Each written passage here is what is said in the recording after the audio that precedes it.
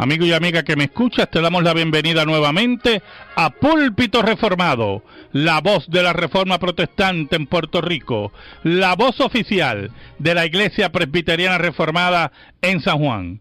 Te habla el reverendo Carlos Cruz Moya y te invitamos a que te quedes con nosotros en la próxima hora para que escuches palabra de Dios, la palabra que no se equivoca, la palabra que no vuelve atrás vacía, esa palabra que como espada de dos filos penetra hasta lo más profundo del corazón del hombre y la mujer. En esta hermosa noche en San Juan de Puerto Rico vamos a tener el tema El Tribunal de Cristo. El Tribunal de Cristo. Así que amigo y amiga que me escucha, busca tu Biblia, la palabra de Dios, la única regla de fe y conducta para discutir este tema tan interesante, el Tribunal de Cristo. En esta noche me acompaña el diácono Ángel Carrasquillo. Buenas noches, hermanos, y que el Señor les continúe bendiciendo. El hermano y seminarista Andrés Martínez. Dios bendiga a los que nos oyen. Y mi esposa, la hermana Diana Bonilla. Dios le bendiga, hermanos. Así que, amigo y amiga que me escucha, busca tu Biblia, la palabra de Dios, la única regla de fe y conducta para discutir el tema, el Tribunal de Cristo. Y buscamos Romanos, capítulo 14, versículos del 10 al 12. Romanos, la epístola del apóstol Pablo a los Romanos, capítulo 14, versículos del 10 al 12. Dice así la palabra de Dios: pero tú, ¿por qué juzgas a tu hermano? O tú también, ¿por qué menosprecias a tu hermano? Porque todos compareceremos ante el tribunal de Cristo. Porque escrito está: vivo yo, dice el Señor, que ante mí se doblará toda rodilla y toda lengua confesará a Dios. De manera que cada uno de nosotros dará a Dios cuenta de sí. Amén. En esta noche queremos discutir un tema que muchas veces pasa desapercibido, ¿verdad? En las iglesias y en los estudios. Un tema muy importante que es el Tribunal de Cristo. Las Escrituras establecen que al final de los tiempos se realizará un juicio final, en los cuales serán juzgados, número 1, Satanás y los demonios, y número 2, todos los hombres. En este caso, nos interesa el juicio que se ejercerá sobre los creyentes. A la luz de varios pasajes bíblicos se establece la particularidad que tendrá el juicio final sobre los creyentes, en que serán juzgados y que serán juzgados en relación a su compromiso con la ley de Dios y su relación con la labor en el reino de Dios. En ese sentido vamos a establecer varios puntos, hermanos, de discusión. Tenga su Biblia.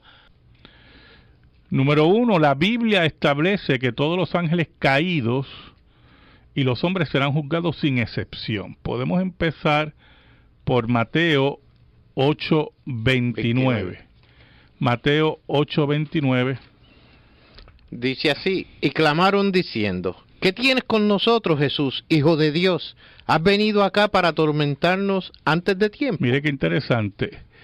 Los demonios le contestan a Jesús cuando él va a reprenderlos que si él ha venido a atormentarlos antes de tiempo, porque saben que va a llegar un día donde serán juzgados y serán atormentados. Okay. No. Segunda de Pedro 2:4. Segunda de Pedro 2:4. Vamos a leer Segunda de Pedro 2:4. Que es otro pasaje que nos habla del juicio, ¿verdad? Sobre los demonios y sobre Satanás. ¿Cómo dice Segunda de Pedro 2:4? Porque si Dios no perdonó a los ángeles que pecaron, sino que arrojándolos al infierno los entregó a prisiones de oscuridad para ser reservados al juicio. Exacto. Por lo tanto, la Biblia establece, ¿verdad?, que en el juicio final, uno de los que van a ser juzgados son Satanás y los demonios. Serán juzgados, pero también establece que los hombres serán juzgados. Y buscamos principalmente, para no alargar, ¿verdad?, Apocalipsis 20 del 11 al 15. Apocalipsis 20 del 11 al 15. Dice la palabra de Dios. Leemos, y vi un gran trono blanco y al que estaba sentado en él, de delante del cual huyeron la tierra y el cielo, y ningún lugar se encontró para ellos. Y vi a los muertos, grandes y pequeños, de pie ante Dios, y los libros fueron abiertos, y otro libro fue abierto, el cual es el libro de la vida, y fueron juzgados los muertos por las cosas que estaban escritas en los libros, según sus obras.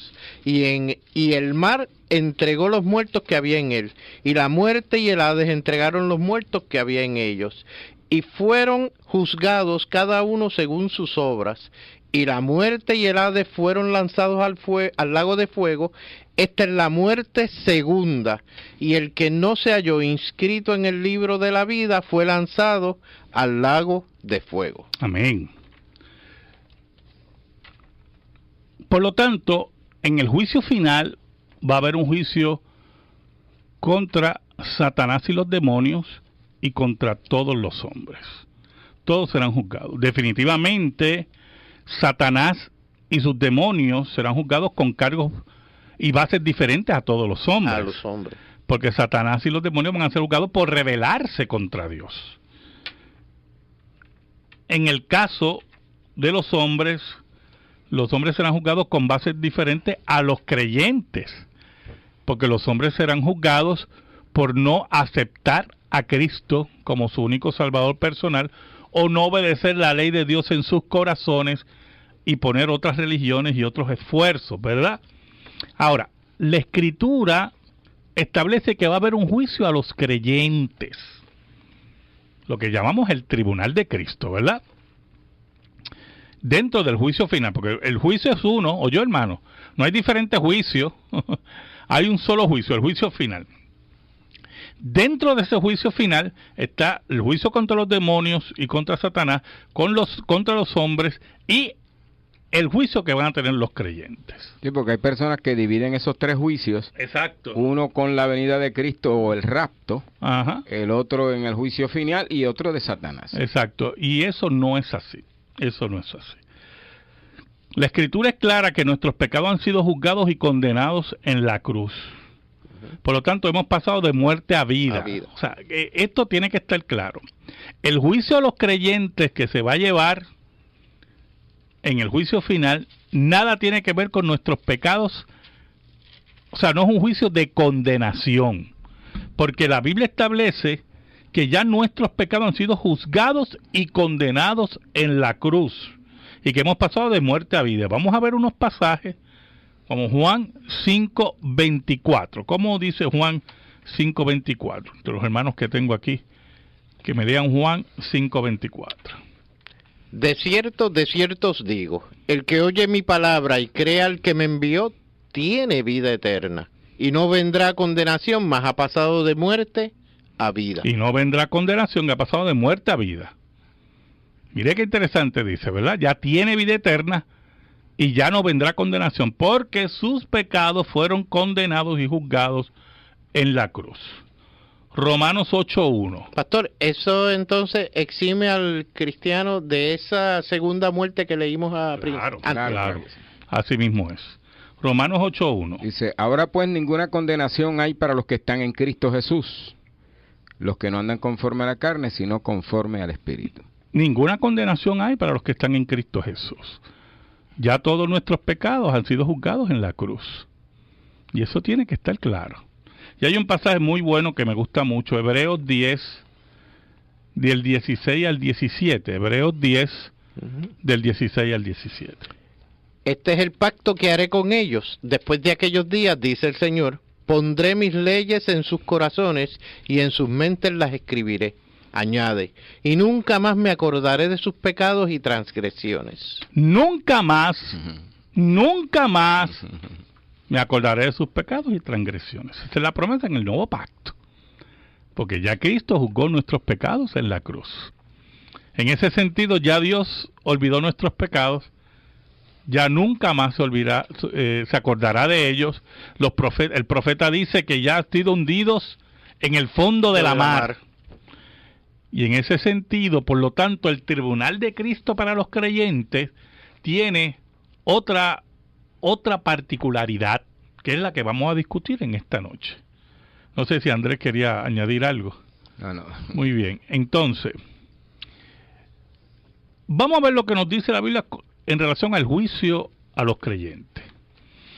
Número 1, la Escritura establece que todos compareceremos ante el tribunal de Cristo, que en otro pasaje le llama el tribunal de Dios. Ya leímos el versículo de Romanos 14:10, empezando, si no me equivoco, fue en el mismo 10. Exacto. Y vamos a volverlo a leer, de 10 al 12.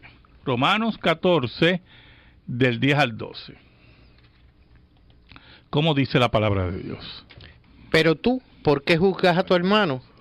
O tú también, ¿por qué menosprecias a tu hermano? Porque todos compareceremos ante el tribunal de Cristo, porque escrito está: vivo yo, dice el Señor, que ante mí se doblará toda rodilla y toda lengua confesará a Dios. De manera que cada uno de nosotros dará a Dios cuenta de sí. Muy bien, entonces, mire qué interesante lo que dice el apóstol Pablo. Van a haber actitudes del cristiano que afectan el progreso del reino de Dios. Y esas actitudes del cristiano tienen que ser juzgadas. Tienen que ser juzgadas. Que son actitudes pecaminosas, pero dentro del reino de Dios, que afectan el progreso del reino de Dios, que afectan el avance en la santidad. Y por eso Pablo empieza: ¿por qué juzgas a tu hermano? Si tú vas a ser juzgado, y mira, todo eso va a ser presentado en el tribunal de Cristo. Pero hay otro pasaje que nos interesa mucho en esta noche sobre este mismo tema, que está en 2 de Corintios capítulo 5, versículo 10. 2 de Corintios 5, versículo 10. Porque es necesario que todos nosotros comparezcamos ante el tribunal de Cristo, para que cada uno reciba según lo que haya hecho mientras estaba en el cuerpo, sea bueno o sea malo. Este pasaje va a ser la base de nuestra siguiente discusión. Y es muy importante para entender el tribunal de Cristo y lo que se relaciona con el creyente. Este es el juicio final, ¿oyó, hermano? Pero con relación a los creyentes. En ese sentido, es interesante ver que la palabra que se utiliza ahí para juicio, el tribunal, mejor dicho, tribunal de Cristo, la palabra tribunal en griego es la palabra bima o bema, como dicen algunos, la palabra bima. La palabra para juicio condenatorio, tribunal condenatorio en griego es criterión, pero esa no es la que utiliza Pablo. Pablo utiliza la palabra bima en griego. Y el bima, según los eruditos en griego, era el asiento o la plataforma elevada que en los juegos griegos se utilizaba para recompensar a todos los contendientes ganadores. ¿Oyó? O sea, cuando Pablo utiliza esa palabra bima, hablando del tribunal de Cristo, se refiere a un tribunal de recompensas y de pérdidas. De recompensas y de pérdidas. No es un tribunal condenatorio, sino un tribunal de recompensas o pérdidas. Y en ese sentido, lógico, las pérdidas van a venir por actitudes pecaminosas, eso definitivamente, y vamos a profundizar en esto. Pero nada tiene que ver con nuestra salvación, que es lo que queremos discutir, enfatizar en esta noche, ¿verdad? Uno de los puntos que queremos enfatizar. Nada tiene que ver con nuestra salvación. Nuestra salvación está segura en las manos de Dios. Pero en relación a nuestra actitud con el reino de Dios, con la iglesia de Cristo y nuestro trabajo y cómo utilizamos los talentos, el tribunal de Cristo se va a encargar de juzgarnos. Por eso Pablo dice, para ver qué se ha hecho en nuestro cuerpo, sea bueno o sea malo, que vamos a discutir también esas palabras. Vamos a establecer varios puntos en 2 Corintios 5:10. Por ejemplo, la palabra comparecer de nuestras traducciones, porque todos vamos a comparecer al tribunal de Cristo. La idea que persigue esa palabra en el original es poner de manifiesto, o sea, revelar lo que había en el corazón del creyente en relación a sus obras, en su relación con el reino de Dios. Abrir ese corazón y revelarlo, porque la Biblia dice que Dios va a revelar todos los pensamientos, ¿oyó? Todos los secretos del hombre. Todos los secretos que hay en nuestro corazón y nuestras actitudes al reino de Dios, ¿cómo fue, verdad? Si usted, por ejemplo, dio una ofrenda para que todo el mundo viera, ¿verdad? Que usted era el más grande de la iglesia dando ofrenda, pues mira, ahí la obrita se le quemó y eso lo vamos a ver más adelante, ¿verdad? O sea, eso nos ayuda a no mirar las apariencias, exacto, porque estamos pensando en que aquel dio una tremenda ofrenda, o quizá se pasa orando o ayunando, entonces eso lo califica como alguna persona superior, pero en el tribunal es que se va a saber. Exacto, por eso Cristo, aquella vez que estaba en el templo y la gente traía las ofrendas, ¿verdad? Los ricos que hacían traían mucha ofrenda y para que la gente los mirara, pero vino una mujer con 2 tristes moneditas y las echó. Y Cristo dijo, esta mujer dio más que todos. Porque aquellos lo hacían por ostentarse y por lo que les sobraba. Pero aquella mujer tenía un compromiso con Dios de esas 2 monedas. Y aunque se quedara sin nada en la alacena, ese dinero era para Dios.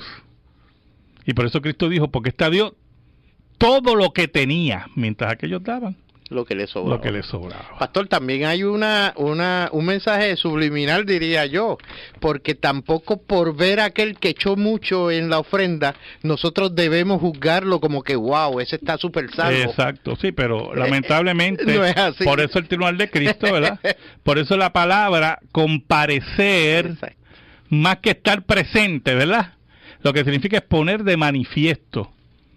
Por eso la traducción Bober Cantera, una traducción católica, dice así el texto, porque todos nosotros hemos de aparecer de manifiesto delante del tribunal de Cristo.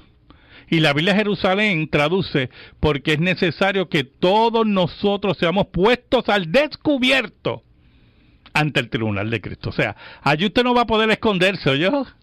Y allí se van a revelar las intenciones de su corazón en relación al reino de Dios, los talentos que Dios le ha dado a usted.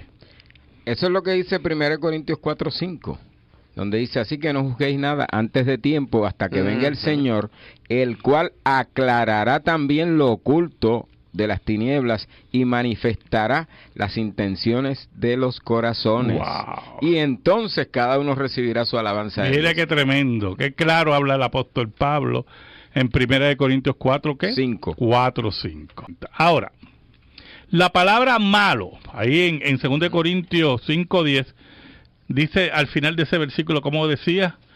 2 Corintios 5:10. Para que cada uno reciba según lo que haya hecho mientras estaba en el cuerpo, sea bueno o sea malo. Por ejemplo, la palabra malo ahí, que es la palabra faulos en griego, paulos en griego, lleva la idea no de algo éticamente malo, como cacos, o fonerás en griego, que significa éticamente malo, sino inservible, inútil, que no se puede obtener ganancia. O sea, una obra que aunque se efectúa, ¿verdad?, no tiene ningún valor, porque la intención fue una intención pecaminosa para la gloria de los hombres, o para que alguien los viera, o para que, bueno, las intenciones que sean, ¿verdad? La razón humana que haya aplicado. Exacto. Por eso la palabra malo ahí no tiene que ver tanto con algo éticamente malo, sino algo inservible. Aunque definitivamente si la labor de creyente está envuelta en inutilidad, el pecado está presente, claro que sí, ¿verdad? El mismo es uno perdonado y una obra sin ganancia. Y por eso el apóstol Pablo, vamos a ver más adelante, que habla de esas obras sin ganancia y de esas obras, ¿verdad?, que son muy importantes para el progreso del reino de Dios. Pasamos a la sección de la pregunta religiosa. Tenemos varias preguntas y vamos a escoger una nada más, del hermano Luis Alvarado. Y nos pregunta que tiene dudas si Jesús tenía 4 años o era menor de 2 años cuando la visita de los magos. Una pregunta navideña. Bueno, hermano, aparentemente Cristo tenía 2 años o menos cuando los magos lo fueron a visitar. Por eso Herodes mandó a asesinar a los niños de 2 años hacia abajo. Él quería asegurarse que el niño estuviera envuelto en la matanza. Exacto. Y por lo tanto, por eso cuando usted ve el texto, dice la Biblia que los magos no fueron al pesebre, fueron a la casa.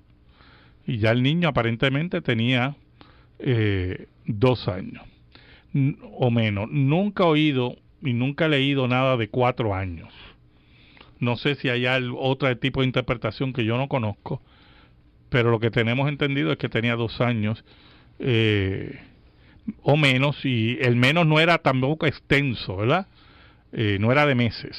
Sí, no, la razón de por qué Herodes lo hace así es por la indagación que hace de los magos y la información que tienen los magos acerca de él, y por eso de ahí a partir de los 2 años en adelante es que así mismo es. Ver un pasaje muy importante sobre el tribunal de Cristo. ¿En qué consisten las recompensas? ¿Cuál es verdad? Más bien no que en qué consiste, ¿cuál es el resultado del tribunal de Cristo? Y vamos a acompañar y vamos a ir a Primera de Corintios 3 del 9 al 15. Primera de Corintios 3 del 9 al 15. Por favor. Porque nosotros somos colaboradores de Dios y vosotros sois labranza de Dios, edificio de Dios, conforme a la gracia de Dios que me ha sido dada. Yo como perito arquitecto puse el fundamento y otro edifica encima, pero cada uno mire cómo sobreedifica, porque nadie puede poner otro fundamento que el que está puesto, el cual es Jesucristo. Y si sobre este fundamento alguno edificare oro, plata, piedras preciosas, madera, heno, hojarasca, la obra de cada uno se hará manifiesta, porque el día la declarará, pues por el fuego será revelada, y la obra de cada uno, cual sea, el fuego la probará. Si permaneciere la obra de alguno que sobreedificó, recibirá recompensa. Si la obra de alguno se quemare, él sufrirá pérdida, si bien él mismo será salvo, aunque así como por fuego. Muy bien. Ese pasaje es muy revelador, porque nos habla de los resultados del bima de Cristo, ¿verdad? Exacto. Nos habla de los resultados del tribunal de Cristo. En el juicio, número 1, que ahí se llama el día también, ¿verdad? Que es un sinónimo en la Escritura para hablar del juicio final, que el día lo revelará. En el juicio se descubrirán las intenciones verdaderas del corazón o la dejadez en cuanto a los talentos que el Señor ha entregado a cada uno. En el cielo habrán recompensas, ¿oyó, hermano? Ganancias y pérdidas. Exactamente, nosotros no sabemos en qué consisten las recompensas, las ganancias, ¿verdad? No sabemos. Hay una sospecha en unos temas en particular. Yo personalmente, como no tengo una seguridad, pues no me gustaría expresarlas. Pero en el cielo habrán recompensas, ganancias y pérdidas. Allí, ante todos, seremos mostrados tal como somos. Y el juez de todos dará los premios. Es responsabilidad de cada creyente ser fiel a Dios y su reino y disciplinarse. Por ejemplo, ese pasaje que hemos leído ahora, el apóstol Pablo, ¿verdad? En este 1 Corintios 3, del 9 al 15. Mire cómo nos dice el apóstol Pablo. En el versículo 13, en el versículo 12. Y si sobre este fundamento, que es Jesucristo, el reino de Dios, y si sobre este fundamento alguno edificare oro, plata, piedras preciosas, o sea, que hay un grupo de obras, hay un grupo de prácticas evangélicas, lo que se conoce la obediencia evangélica, que es parte de los dones de Dios, porque en última instancia, cuando Dios nos va a recompensar a nosotros, se está recompensando Él, porque son los dones que Dios pone en nosotros. ¿Qué nosotros hicimos con esos talentos? ¿Qué hicimos con esos dones? ¿Cómo los ejercitamos? Si los ejercitamos para la gloria de Dios, persiguiendo la gloria de Dios, sin queja, sin trueque con Dios, como dicen los muchachos, sin el peseteo con Dios, ¿verdad? Sin esperar mayor recompensa. Pues entonces el apóstol Pablo nos habla de edificar oro, plata, piedras preciosas. Pero otros, sus obras, que como no conocemos las intenciones del corazón, pueden verse loables, pero son obras de ¿qué? para la gloria de los Del hombres, hombre. buscando el favor de Dios y comprar a Dios, Tratando de engañarlo. tratando de engañarlo, tratar de demostrar a los hombres lo que usted no es. Pues mire, esas son obras de madera, heno y hojarasca, sin ningún valor, lo que llamaba Pablo en el otro pasaje que leímos, ¿verdad? Lo que es malo. Inútil. Entonces la obra, dice Pablo en versículo 13, la obra de cada uno se hará manifiesta. Mire, ¿se acuerda que en 2 Corintios 5:10 hablamos de que comparecer significa hacer manifiesto, poner en manifiesto? Aquí el apóstol Pablo lo confirma, ¿verdad? La obra de cada uno se hará manifiesta, porque el día la declarará. Y mire, la palabra ahí, el día, se refiere al juicio final. Juicio final. Tribunal de que esto es un sinónimo, ¿verdad? El día la declarará, pues por el fuego será revelada. O sea, va a pasar por el crisol, ¿verdad? El fuego ahí es un símbolo del crisol de Dios, de la prueba de Dios. Y la obra de cada uno, cual sea el fuego, la probará. Si permaneciere, la obra de alguno que sobreedificó recibirá recompensa. La recompensa que el Señor quiere entregar. Las que Él crea que sean importantes. Y si la obra de alguno se quemare, Él sufrirá pérdida, ¿verdad? Porque sufrirá la pérdida de los galardones. Si bien Él mismo será salvo, aunque así como por fuego. Y esto es muy importante. Esto es muy importante, hermano. Porque el apóstol Pablo lo que nos está diciendo en pocas palabras, que va a haber cristianos que no recibirán ninguna recompensa y van a ser salvos por fuego.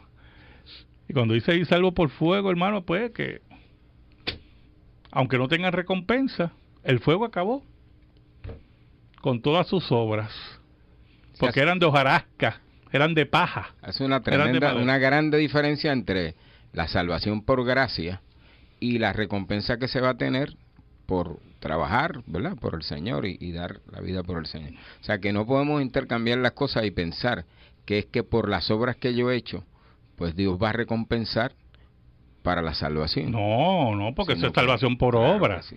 Sino, tiene que ver con nuestra labor en el reino de Dios. Es que a la vez que tú estás pensando que voy a hacer tal cosa para ser salvo, ya estás poniendo tu perspectiva de hombre dentro de lo que estás haciendo.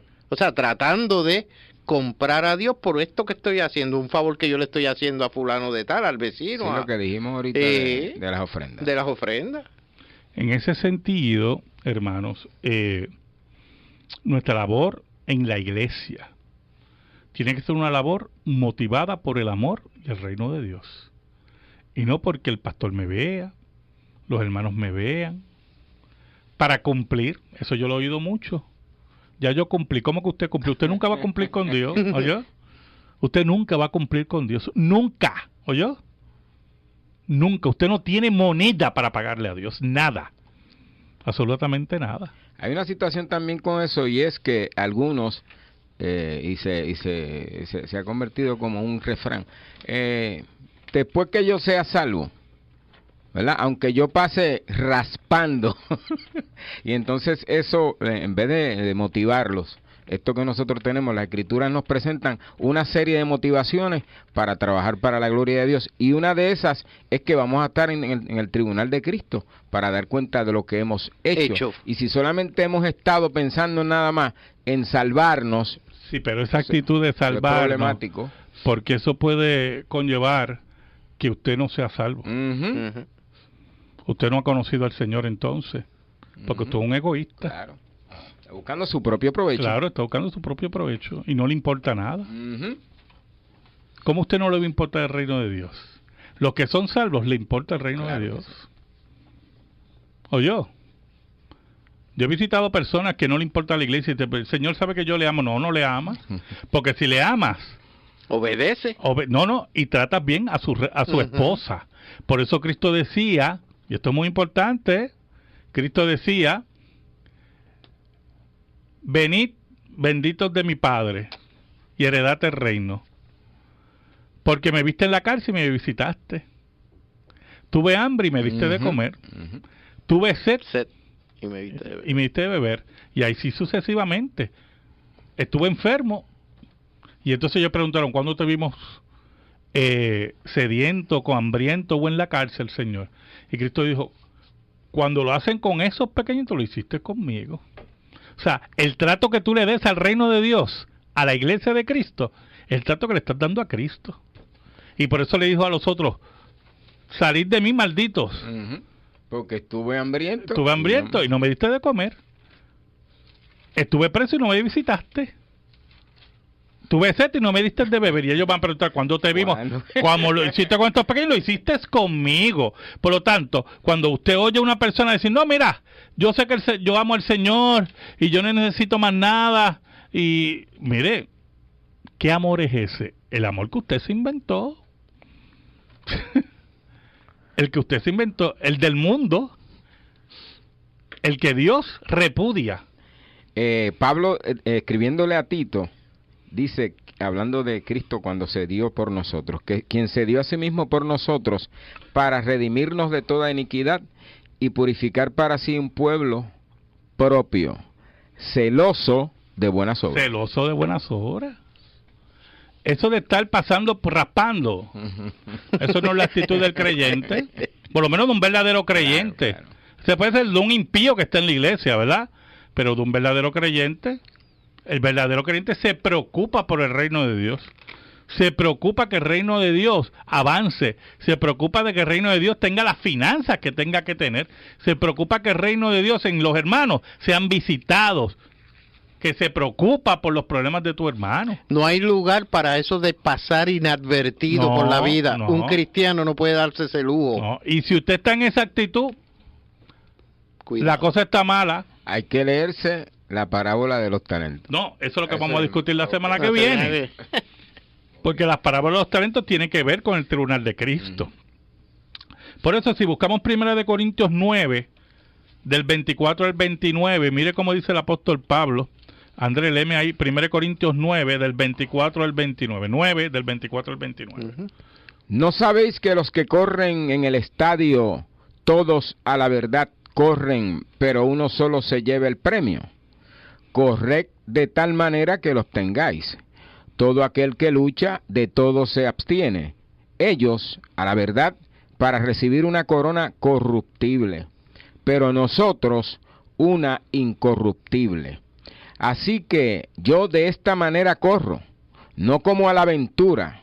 De esta manera peleo, no como quien golpea al aire, sino que golpeo mi cuerpo y lo pongo en servidumbre, no sea que habiendo sido heraldo para otros, yo mismo venga a ser eliminado. Mire qué tremendo, el apóstol Pablo utiliza imágenes deportivas.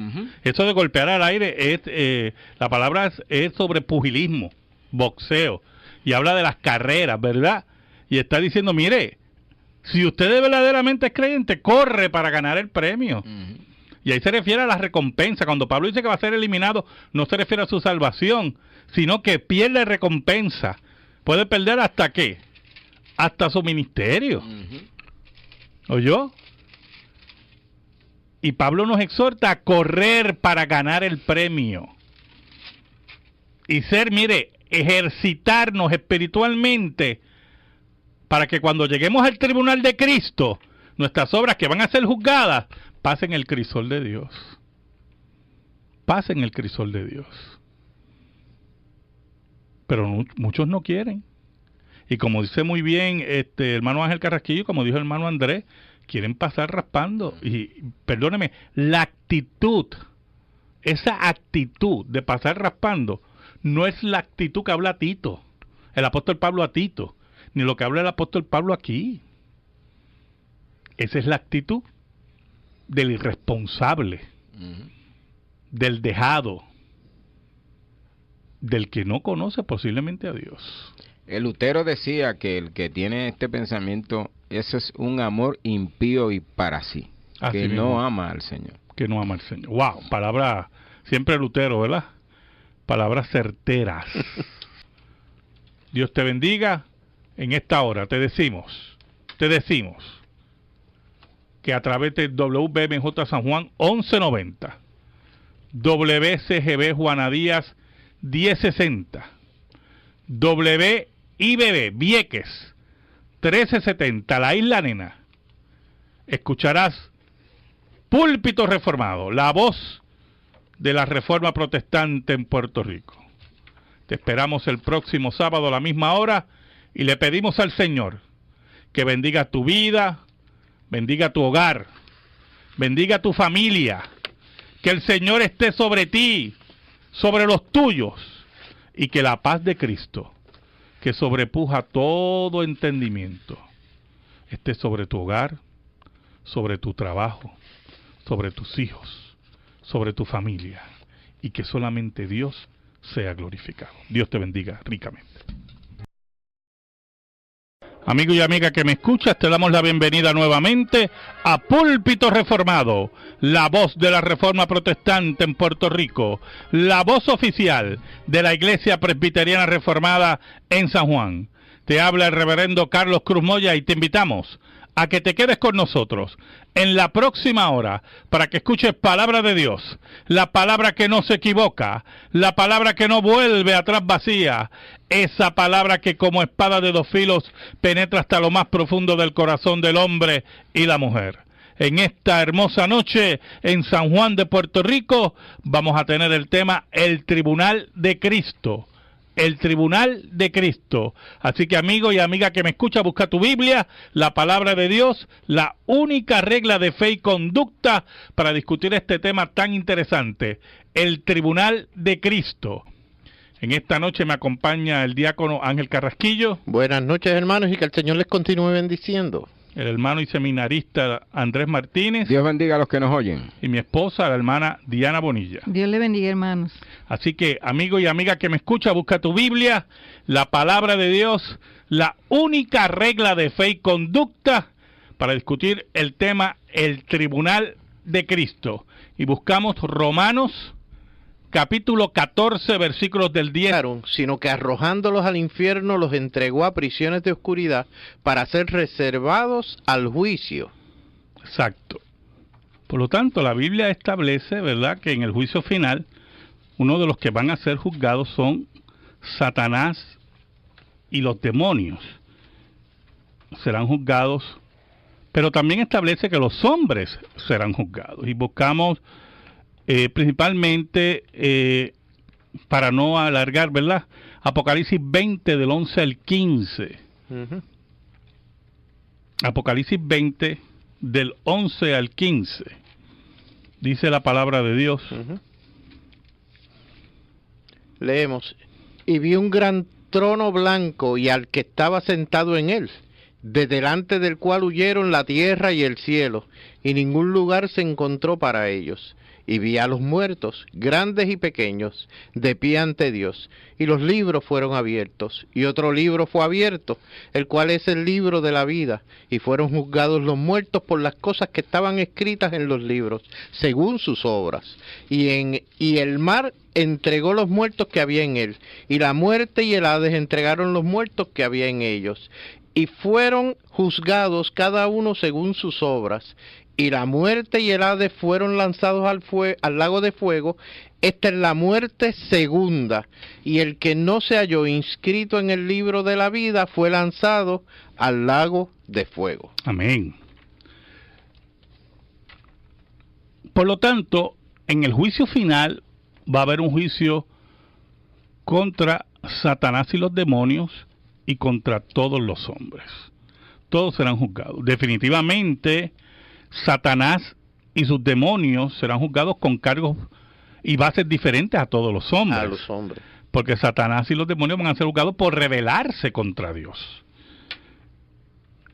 En el caso de los hombres serán juzgados con bases diferentes a los creyentes.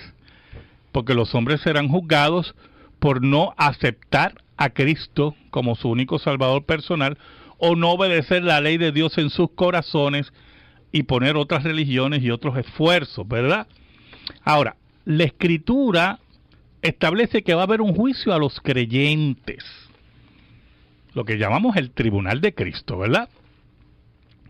Dentro del juicio final, porque el juicio es uno, o yo, hermano, No hay diferentes juicios, hay un solo juicio, el juicio final.